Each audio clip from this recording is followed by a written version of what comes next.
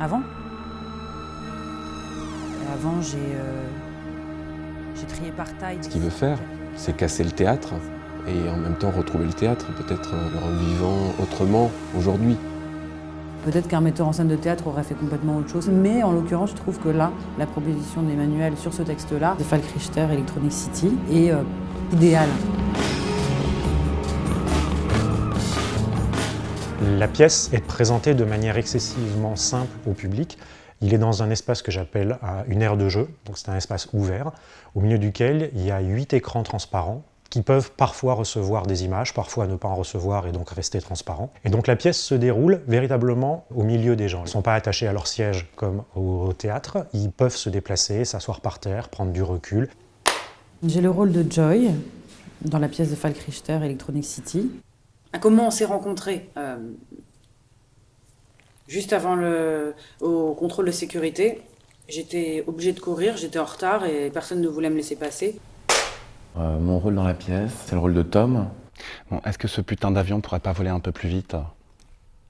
Sinon je vais encore tout rater et après je suis hors jeu. La pièce de Richter, la base est une histoire d'amour entre un personnage qui s'appelle Tom, Golden Boy, dans les milieux de finance, bancaire, on ne sait pas trop, fatigué, en jet lag permanent, et une fille, Joy, qui est caissière en duty free. Et avant, j'ai travaillé dans un congélateur quelque part dans la zone aéroportuaire d'Atlanta. 2 personnages dont on va se rendre compte à la fin qu'ils se sont peut-être pas encore ou jamais rencontrés. Je pense que la pièce, dans son ensemble, parle beaucoup de solitude dans un monde globalisé contemporain. Et de violence aussi. Et il a choisi de ne pas représenter des mecs en costard, mais plutôt, il me semble, quelque chose de beaucoup plus intime, beaucoup plus sensible en fait. J'étais obligée de courir, j'étais en retard et personne ne voulait me laisser passer. Le projet global de Not Electronic City, c'est avant tout cette idée d'hybridation avec le cinéma, le théâtre, l'art contemporain. On utilise les moyens de production plutôt du cinéma, puisque c'était vraiment un filmage, mais en même temps c'est une adaptation vraiment théâtrale avec un dispositif qui relève de l'art contemporain, mais sur une durée qui est celle du cinéma. Emmanuel a tout fait, sauf de la peinture. C'est un sculpteur, c'est quelqu'un qui utilise du son, c'est quelqu'un qui fait beaucoup d'installations. Ce qu'on dit aujourd'hui généralement, c'est que c'est un plasticien. Il est assez fin, assez délicat pour justement laisser beaucoup de place au spectateur, pour appréhender lui-même la pièce et les œuvres, les sculptures. C'est quelqu'un qui n'hésite pas à puiser dans l'histoire de la littérature, beaucoup de la poésie aussi, beaucoup du théâtre ou de la musique pour arriver à créer ces pièces. Quand on est plasticien, on peut assez facilement aller faire des choses dans d'autres domaines, les emprunter, les hybrider, etc. C'est un peu comme l'aboutissement de ce qu'il avait envie de faire depuis très longtemps au niveau de mise en scène et de théâtre. Et il a réussi, grâce à cette bourse, grâce à ce prix, à faire en sorte de produire ce dispositif-là qui est quand même très ambitieux. C'est un dispositif qu'on peut qualifier de post-théâtral ou de théâtre post-humain, c'est-à-dire un théâtre sans acteurs.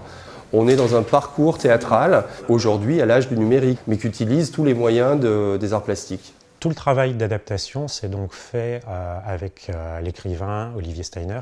Avec Emmanuel, on se connaît depuis une vingtaine d'années. C'est une sorte de compagnonnage. On a souvent travaillé ensemble. Il est intervenu sur le texte pour à la fois condenser certains aspects, en déployer certains autres. La pièce de Richter est très dense, très riche. Elle n'aurait pas été adaptable dans son intégralité de toute façon. D'autant qu'on est quand même sur un format de type dispositif. On ne peut pas faire 1h30 ou 2 heures de cette manière-là. Et c'est pour ça qu'on l'appelle Not Electronic City ou Electronic City barré, NEC. Parce que c'est à la fois Electronic City et à la fois c'est un objet complètement différent. Il y a plein de mises en abîme, mais ça nous met en cage. On parlait de Dogville en commençant le travail, mais il y a quelque chose de cet ordre-là. Lars von Trier, le dispositif est comparable, enfin, en toute modestie. Évidemment, les écrans, les écrans, quoi de plus représentatif du monde dans lequel on vit. L'ensemble du dispositif est comme un espace mental en fait. C'est comme si la chose se passait dans la tête, soit de Falk Richter, soit dans la mienne, et j'espère dans celle des spectateurs qui seront présents. Et donc du coup, cette espèce d'espace mental, j'ai voulu le rendre concret, et donc on a travaillé dans un théâtre vide pour l'occasion. Un moment à peine perceptible, à toute vitesse, c'est évidemment opposé. Mais jusque-là, quand on déclamait genre... Il faut juste que je suive le signal et alors je saurai à nouveau où j'habite. Et alors il y aura mes dossiers. Et alors je saurai à nouveau où je dois aller.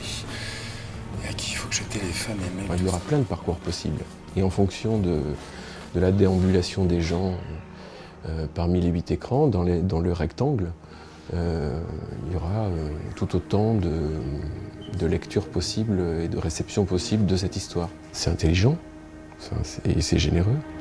Je pense qu'on va avoir cette ambiance de flottement, un peu d'apparition des personnages, un peu comme des fantômes, qui va être très étrange et spectaculaire.